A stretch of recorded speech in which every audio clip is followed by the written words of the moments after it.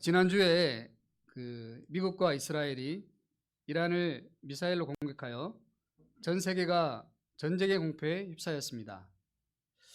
트럼프 대통령은 작전명을 장대한 분노로 명명하며 이란의 핵과 미사일로부터 자국민을 보호하기 위해 선제 공격하였다고 하였습니다.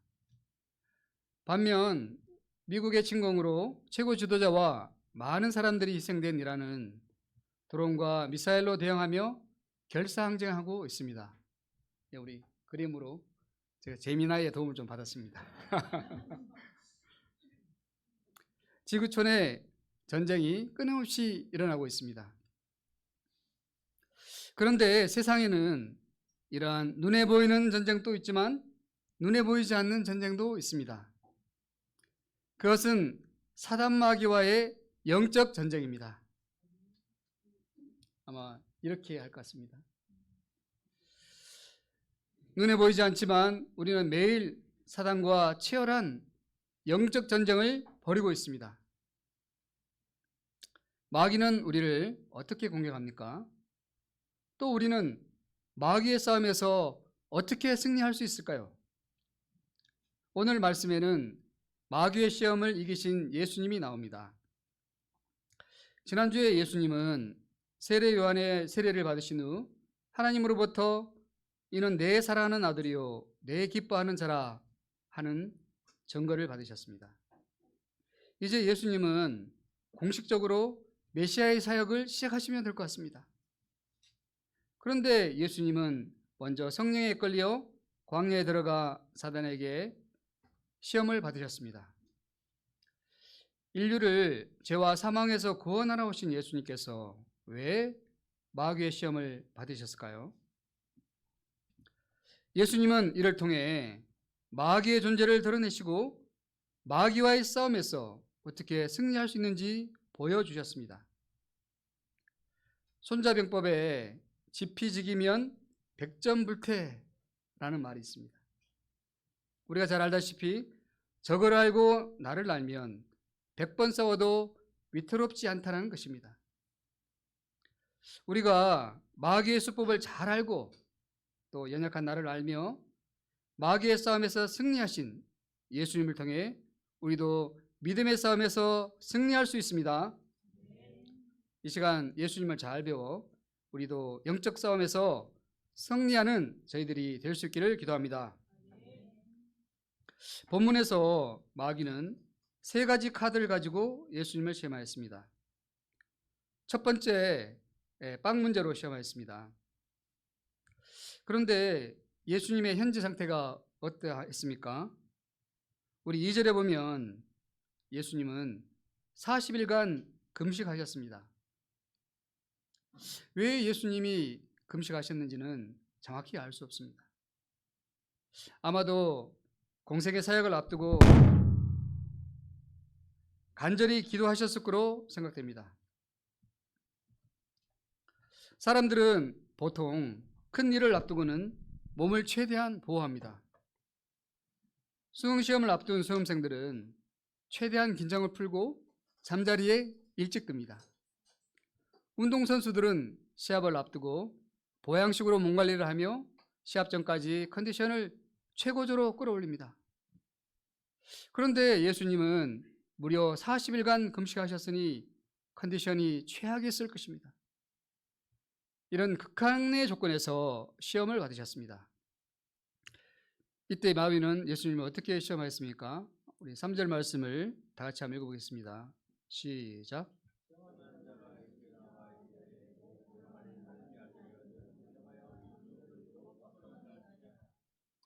이 말이 어떤 점에서 유혹이 됩니까? 예수님이 돌을 떡덩이로 만드는 것 자체가 죄입니까?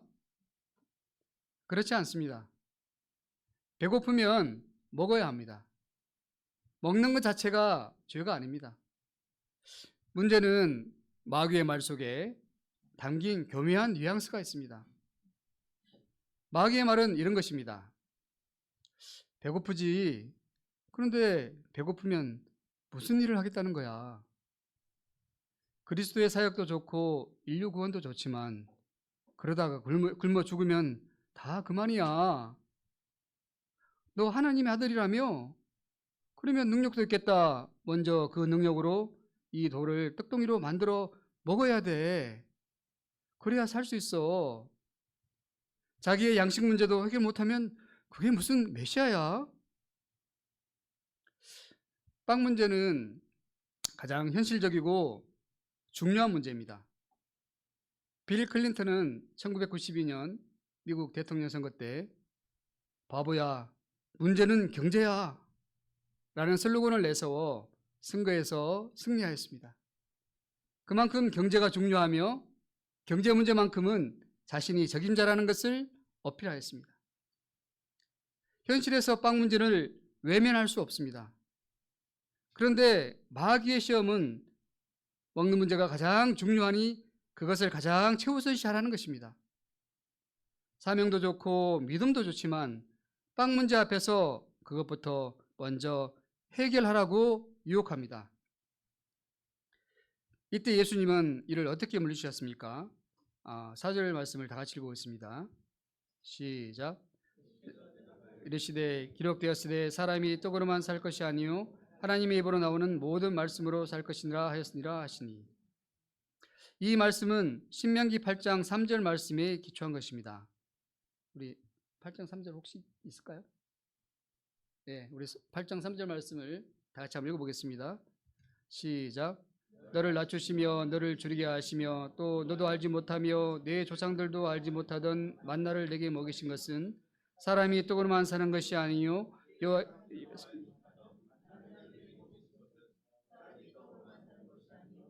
그의 입에서 나오는 모든 말씀으로 사는 줄을 내게 알게 하려 하심이니라. 예수님은 사람이 떡으로만 살 것이 아니요 하나님의 입으로 나오는 모든 말씀으로 살 것이라고 하셨습니다. 우리는 살기 위해 떡이 필요합니다. 하지만 인간은 떡으로만 살 수 없습니다. 인간은 영혼의 존재이기 때문에 하나님의 말씀이 필요합니다. 우리의 영혼은 하나님의 말씀을 들을 때 힘을 얻고 방향을 찾으며 참된 평안과 기쁨을 누리게 됩니다. 그러므로 우리는 몸을 위해 매일 밥을 먹듯이 우리의 영혼을 위해 하나님의 말씀을 가까이 해야 합니다. 그러할 때 우리의 영혼이 살아나고 참된 생명을 누리게 됩니다. 하나님은 이스라엘 백성들을 광야에서 낮추시고 굶주리게 하신 후에 만나를 먹이신 이유가 여기에 있습니다. 사람이 떡으로만 사는 것이 아니라 여호와의 입에서 나오는 모든 말씀으로 살게 하는 줄을 알게 하시기 위함이었습니다. 하나님은 광야 생활을 통해 참된 삶의 비밀을 가르쳐 주셨습니다. 눈에 보이는 양식도 필요하지만 하나님의 말씀을 의지해서 사는 것이 더 중요하다는 것입니다. 우리의 삶도 마찬가지입니다. 때로는 부족하고 어려운 상황을 통해 하나님은 우리를 훈련하시고 우리가 세상의 것만 의지하지 않고 하나님의 말씀을 붙들며 살도록 인도하십니다.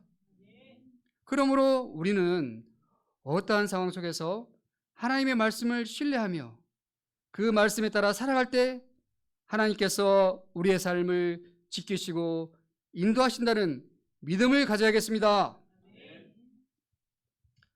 마귀의 1차 시험은 유혹은 실패로 끝났습니다. 그러자 두 번째 카드로 예수님을 시험하였습니다.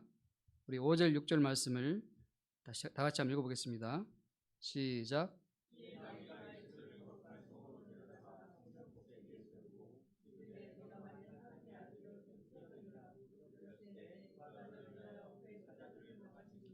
그들이 손으로 너를 받들어 발에 돌이 부딪히지 않게 하였느니라. 마귀는 예수님을 성전 꼭대기에 세우고 시험하였습니다. 내가 하나님의 아들인데 여기서 뛰어내려 봐. 하나님 말씀하신 대로 천사들을 보내서 내 발이 땅에 부딪히지 않도록 붙들어 주시지 않겠어? 이 시험의 초점은 하나님의 사랑을 한번 확인해 보라는 것입니다.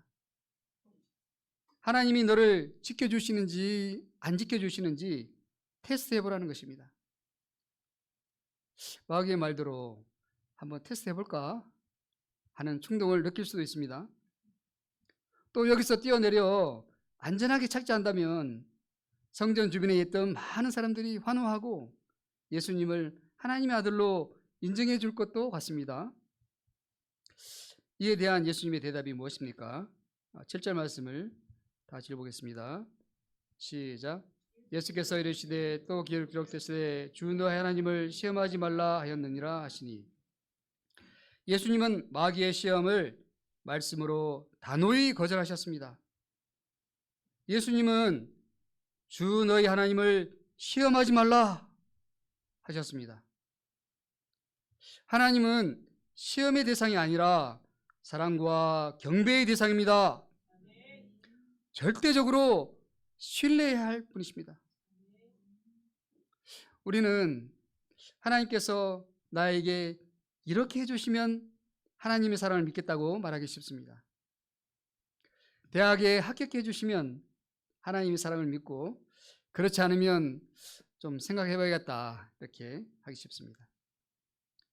그러나 그러한 태도는 하나님을 시험하는 것입니다. 하나님은 예수님의 십자가를 통해 이미 우리에게 하나님의 사랑을 보여주셨습니다. 사도 바울은 로마서 5장 8절에서 말합니다. 우리가 아직 죄인 되었을 때 그리스도께서 우리를 위하여 죽으심으로 하나님께서 우리에 대한 자기의 사랑을 확증하셨느니라. 예수님의 십자가는 하나님의 사랑의 확증입니다. 이보다 더 확실한 증거가 없습니다. 이 사랑의 조건을 걸 수 없습니다. 그러므로 우리는 어떤 상황에서도 하나님의 사랑을 확신해야 합니다. 그러할 때 마귀의 시험에 넘어가지 않습니다. 마귀의 두 번째 카드도 무참히 실패로 끝났습니다. 그러자 이제 마지막 카드를 꺼내들었습니다. 예수님을 지극히 높은 산에 데리고 가서 천하만국과 그 영광을 보여주며 말하였습니다. 9절을 보십시오. 9절 말씀을 다 같이 한번 읽어보겠습니다. 시작. 이르되 만일 내게 엎드려 경배하면 이 모든 것을 내게 주리라. 이 시험에서 마귀가 원하는 것은 자신을 경배하는 것입니다. 마귀는 경배받고 싶어 합니다. 하나님께서 받으셔야 할 경배를 자신이 가로채기를 원합니다. 그리고 인간들에게 갖가지 그럴듯한 것을 제시하며 유혹해 하나님을 버리고 자기에게 경배하라고 합니다. 세상 영광은 아주 매혹적입니다. 사람이 어느 정도 먹는 문제가 해결되면 이후 가장 갖고 싶어 하는 것이 권력과 영광입니다. 많은 사람들이 권력의 맛을 보고자 국회의원이 되고 대통령이 되고자 합니다. 또 권력의 맛을 본 사람들은 그 맛에 취해 권력에서 쉽게 내려오지 않고자 합니다. 우리도 직장에서 승진만 해도 권세가 있고 영광이 있는데 하물며 천하 만국을 자기 마음대로 다룰 수 있다면 이 얼마나 영광이겠습니까? 그런데 마귀가 정말 천하 만국과 그 영광을 줄 수 있을까요? 그렇지 않습니다. 마귀는 거짓말쟁이요 속이는 자입니다. 또 거짓말로 속여서 사람을 죽이는 자입니다. 마귀의 이 죄안은 결국 거짓입니다. 마귀의 속임수에 속아 일시적으로 영광을 누릴 수 있을지는 몰라도 그 결국은 비참해질 수밖에 없습니다. 이에 대한 예수님의 대답이 어떠합니까? 10절 말씀을 다 같이 한번 읽어보겠습니다. 시작. 예수께서 말씀하시되 사탄아 물러가라 기록되었으되 주 너희 하나님을 경배하고 다만 그를 섬기라 하였느니라. 예수님은 주 너희 하나님께 경배하고 다만 그를 섬기라고 단호하게 말씀하셨습니다. 이 말씀은 우리가 진정으로 경배하고 섬겨야 할 분이 하나님 한 분이심을 가르쳐 줍니다. 인간은 하나님을 섬길 때 가장 행복하고 열매 맺는 삶을 살 수 있습니다. 이 시대는 물질주의 시대입니다. 많은 사람들이 돈을 경배합니다. 최근 주식시장이 큰 폭으로 뛰자 너도 나도 주식으로 큰 돈을 벌고자 하고 있습니다. 그러나 돈이 우리를 행복하게 할 수 없습니다. 돈이 우리를 구원하지 못합니다. 우리는 하나님 한 분만을 주인으로 섬겨야 합니다. 그러할 때 진정으로 행복한 삶을 살 수 있습니다. 마귀는 예수님께 십자가가 아닌 쉽고 편한 길을 제시하였습니다. 자신과 함께하면 천하만국과 그 영광을 얻을 수 있다고 유혹하였습니다. 그러나 예수님은 사단의 유혹을 물리치시고 십자가를 통한 영광의 길을 걸어가셨습니다. 우리도 예수님과 같이 믿음의 길, 십자가의 길을 걸어가야겠습니다. 세상 물질과 세상 영광을 쫓지 말고 하나님 한 분만을 섬기며 믿음의 길을 걸어가야겠습니다. 제 삶을 돌아볼 때 마귀는 제게도 세 가지 카드로 저를 시험하며 믿음의 길에서 벗어나도록 유혹하였습니다. 그러나 주님은 저를 보호하시고 제가 하나님의 말씀으로 살도록 인도하셨습니다. 저는 지난 1월 31일 기준으로 직장생활 30년을 마무리하며 명예퇴직하였습니다. 이 시간 지난 직장생활을 돌아보며 저와 함께 하신 하나님께 감사를 드립니다. 하나님은 취업을 통해 제게 믿음을 배우게 하셨습니다. 저는 1992년 대학을 졸업 후 1년간 풀타임으로 주님의 역사를 섬겼습니다. 이거 벌써 띄워주셨네. 좀 이따 띄워줘야 되는데 일단 보고 계세요. 군 제대 후 본격적으로 직장을 잡고자 했습니다. 그런데 당시 인턴 목자님이셨던 박아브라함 목자님은 제게 6개월만 더 헌신하도록 방향을 주었습니다. 그럴 때 하나님께서 취업도 넘치도록 축복해 주실 것이라고 하셨습니다. 저는 방향에 순종하여 하나님의 역사에 동참하였습니다. 그리고 그해 가을부터 다시 직장을 잡고자 했습니다. 그런데 이후 원서를 10군데 정도 썼는데 넣은 곳마다 다 떨어졌습니다. 더 힘들게 하였던 것은 당시 같이 취업을 준비해야 했던 다른 동역자들은 다 취직을 했는데 저만 취업이 안 됐습니다. 저는 열심히 주님을 섬기면 넘치도록 축복하신다고 하셨는데 이게 뭐지 하는 생각이 들었습니다. 마귀는 제게 그거 봐라, 너 그부터 챙겨야지, 희생하면 너만 손해봐 라고 속삭였습니다. 그의 쓸쓸한 겨울을 보내고 믿음에 다시 도전했습니다. 그런데 그때 우연히 학교에 붙은 취업 공고문을 보게 되었고 저는 힘을 내어 다시 도전했습니다.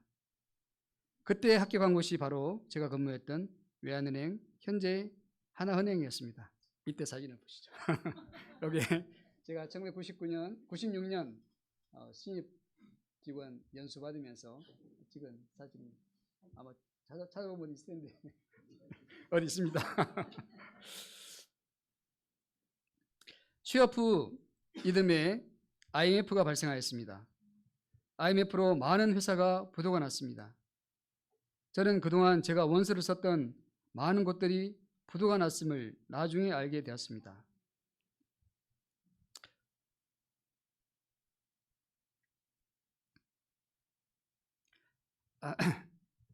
하나님은 결국 제게 가장 안정된 곳으로 저를 인도하셨던 것입니다. 저는 사람이 계획할지라도 그 길을 인도하시는 분은 하나님이심을 깊이 체험했습니다. 믿음으로 살 때 가장 좋은 것을 주시는 분이심을 알게 되었습니다. 하나님은 그동안 30년 직장생활을 하며 제게 필요한 물질을 채워주셨고 세 자녀를 키우며 하나님의 역사를 동역하게 하셨습니다. 이 주님께 감사를 드립니다. 하나님은 또한 제게 이거 좀 이따 띄워주셔야 되는데 제가 말할 때 이거 다음 사진 보여주세요 할 때 그때 띄워주세요. 감사합니다. 수고하고 계신데. 하나님은 또한 제게 하나님의 사랑을 배우게 하셨습니다. IMF를 맞으면서 제가 다닌 은행도 위기를 맞았습니다. 당시에 기업에 대출을 많이 해준 금융기관들이 문제가 되어 많은 은행들이 통폐합하게 되었습니다. 외환은행도 투기자본인 론스타에 매각이 되었고 이후 다시 하나은행으로 매각되었습니다. 그럼 이제 띄워주시죠. 이제 이것은 이제 하나은행으로 이제 매각이 되고 아마 외환은행 이름이 이제 간판이 그 다음 주 되면 이제 간판이 하나은행으로 바뀌는 그 시점인데, 그래서 우리 그 당시 본전 같이 근무했던 직원들끼리 마지막으로 기념사진으로 찍은 사진입니다. 예. 그런데 그 과정에서 여러 비리들이 있었습니다. 저는 이 문제로 하나님께 나가 기도하였습니다. 공의의 하나님께서 공의의 방법으로 직장을 인도해 주시도록 간절히 기도하였습니다. 하지만 기도와 달리 직장이 결국 하나은행으로 피합병되게 되었습니다. 저는 그 과정에서 심한 스트레스와 상처를 받았습니다. 마귀는 제게 하나님이 사랑하신다면 어떻게 이럴 수 있지? 하나님이 너를 사랑하는 게 맞아? 라고 속삭였습니다. 저는 마귀가 심는 의심병에 빠져 오랜 기간 어두운 터널에 갇혀 있었습니다. 하나님은 이런 저를 오래 참으시고 저를 인도하셨습니다. 어느 날 예영이가 센터에서 계단을 헛디뎌 코뼈가 부러지는 일이 있었습니다. 그 후 서울대 보라미 병원에 입원하여 치료를 받았는데 그곳에 저는 우연히 코골이 수술로 유명한 원장님을 알게 되었습니다. 당시 코골이가 심했던 저는 2014년에 서울대 병원에서 수술을 받았습니다. 그런데 수술 후 문제가 발생했습니다. 어느 날 수술한 부위 중 동맥이 터져서 피가 솟구쳐 올랐습니다. 피가 얼마나 많이 나오는지 마치 폭포수처럼 쏟아졌습니다. 저는 사람이 과다출혈로 이렇게 죽는구나 하는 생각이 들었습니다. 이후 병원에서 입원하던 중에 또 피가 흘러 저는 순간 의식을 잃었습니다. 이후 긴급 수술을 받았고 수술 후 몇 시간 뒤에 깨어났습니다. 자, 우리 그 다음 사진 한번 보여주시죠. 잘하겠습니다. 요거는 제가 병원에서 찍은 사진인데, 요때는 이미 이제 몸이 많이 회복되고 상태가 많이 좋아진 그때 이제 찍은 사진입니다. 제가 이제 우리 기념하기 위해서 우리 연하 목사님이 찍어줬습니다. 깨어나니 온몸이 너무 아팠습니다. 온몸이 쑤시고 움직일 수가 없었습니다. 저는 그때 십자가를 지신 예수님을 생각하였습니다. 수술을 해도 이렇게 아픈데 십자가에 못 박히신 예수님은 얼마나 아프셨을까? 무엇보다 나의 죄를 위해 십자가에 피 흘리신 예수님을 생각할 때 저를 향한 그 사랑을 부인할 수가 없었습니다. 주님의 십자가를 바라볼 때 그동안 제 안에 있던 모든 원망과 불신이 조금씩 녹아내렸습니다. 주님은 제게 로마서 8장 28절 우리가 알거니와 하나님을 사랑하는 자 곧 그의 뜻대로 부르심을 입은 자에게는 모든 것이 합력하여 선을 이루느니라 말씀을 주셨습니다. 인생을 살다 보면 내가 알 수 없는 답답한 일을 겪게 되지만 주님 안에서 모든 것이 합력하여 선을 이루게 됨을 바라보게 하셨습니다. 이 사건은 이후 제 삶의 터닝 포인트가 되었습니다. 주님은 말씀 속에서 매일매일 저와 함께 하셨고 말씀이 힘이 되어 직장과 하나님의 역사를 섬길 수 있게 하셨습니다. 이 주님께 감사를 드립니다. 주님은 이외에도 여러 많은 사건 가운데 죄인을 지켜주셨습니다. 저는 거래처들로부터 소송을 당하기도 하였고 대출에 불만을 품은 업체로부터 언론에 폭로하겠다는 협박을 받기도 하였습니다. 저는 그 문제로 며칠 동안 끙끙 앓았습니다. 그때 성경 말씀을 읽던 중 시편 말씀이 제게 힘을 주었습니다. 우리 그 다음 거 한번 사진 찍어놓은 거 한번 보시죠. 요거는 제가 그때 받은 말씀인데 시편 32편 15절에서 17절 말씀이 되게 많이 와닿았어요. 그래서 저는 이 사진을 찍어놓고 생각이 날 때마다 이 말씀을 읽고 있습니다.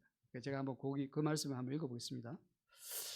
나의 앞날이 주의 손에 있사오니 내 원수들과 나를 핍박하는 자들의 손에서 나를 건져주소서. 여호와여 내가 주를 불렀사오니 나를 부끄럽게 하지 마시고 악인들을 부끄럽게 하사 소홀해서 잠잠하게 하소서.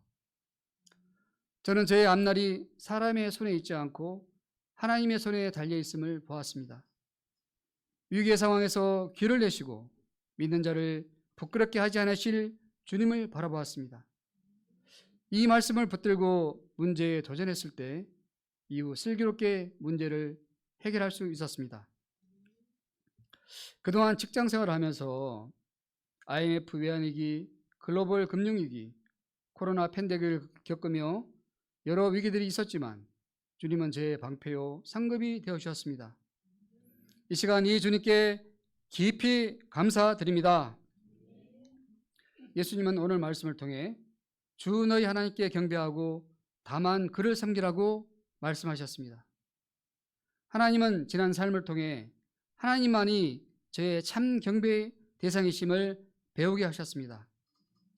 제가 앞으로의 삶도 하나님을 의지하고 하나님 한 분만을 섬기는 믿음의 삶 살 수 있기를 기도합니다. 결론적으로 예수님은 사단 마귀의 시험을 이기심으로 아담이 넘어진 자리에서 인간의 실패를 회복해 하셨습니다. 예수님은 마귀가 시험이 올 때 말도 섞지 않으시고 오직 말씀으로 물리치셨습니다. 우리는 마귀가 유혹하는 세 가지 카드를 보았습니다. 빵 문제, 시험 문제, 세상 영광의 문제. 마귀는 현재도 동일한 수법으로 우리를 유혹합니다. 이때 우리가 예수님같이 말씀으로 단호히 마귀를 물리칠 수 있기를 기도합니다. 무엇보다 하나님의 사랑을 확신하며 하나님 한 분만을 섬기는 믿음의 삶 살 수 있기를 기도합니다. 그러면 다 함께 요즘 말씀인 10절 말씀을 읽고 마치겠습니다. 시작. 이에 예수께서 말씀하시되 사탄아 물러가라 기록되었으되 주 너희 하나님께 경배하고 다만 그를 섬기라 했느니라. 기도하겠습니다. 감사하신 아버지 하나님, 이 시간 마귀의 시험을 이기신 예수님을 배우게 하셔서 감사합니다. 마귀는 빵 문제, 세상 영광의 유혹으로 시험하지만 예수님은 말씀으로 물리치셨습니다.